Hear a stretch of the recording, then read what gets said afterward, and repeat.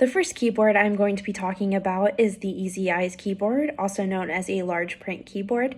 This is for students who are visually impaired and unable to see the smaller letters on a regular keyboard as easily as they would on a larger print keyboard. This keyboard comes with a wire already attached into the keyboard, and on the other end of the wire is a USB port that will be able to be connected into a computer or a laptop. And the student is able to connect and type on their own using the larger letters so they can see better. The second keyboard I'm going to be talking about is the Maltern head keyboard, also known as a mouth stick keyboard. This keyboard comes with a stick and mouth guard that allows the student to use in their mouth to poke one letter at a time on the keyboard. This is a keyboard that allows students who are unable to use their fingers as freely as others, or if they are unable to use them at all, they can use this and put it in their mouth to stick and poke each key at one at a time, or they can use a single finger and poke one at a time of the keys. This keyboard comes already attached with a wire that has a USB, and that USB will be able to go into the computer, laptop, or computer monitor, whatever the student is using, and then that student is able to type freely on their own without any help.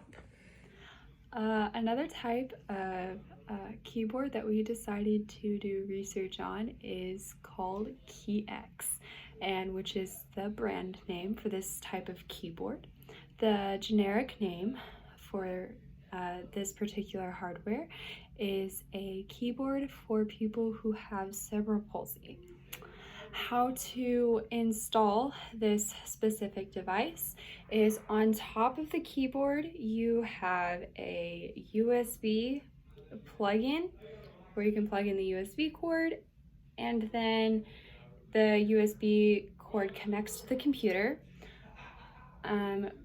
For people who have a disability and who cannot physically touch the keyboard,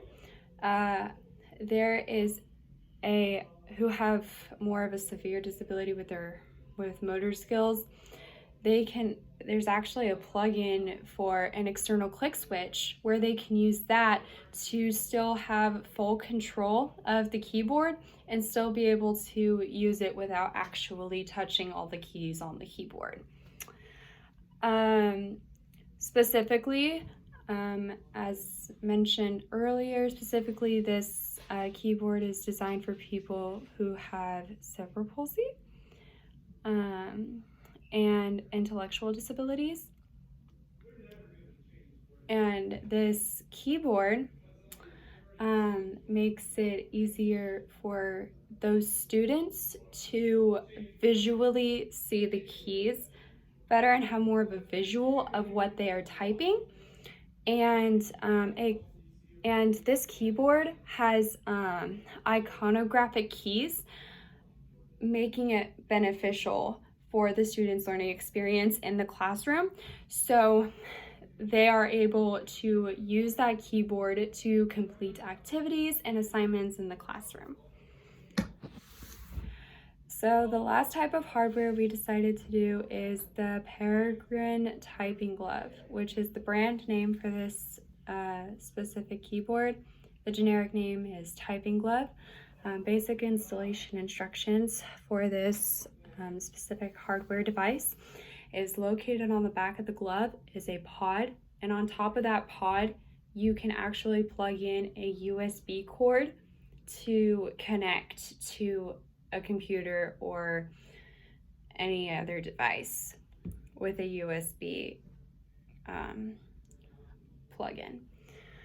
And then another way that you can connect this glove to the computer is you can connect it wirelessly through this magnetic connector, which is a part of the pod. So what you do is you can take off the magnetic part and then you use that with the breakaway cord, and you are able to use that to wirelessly connect to your computer.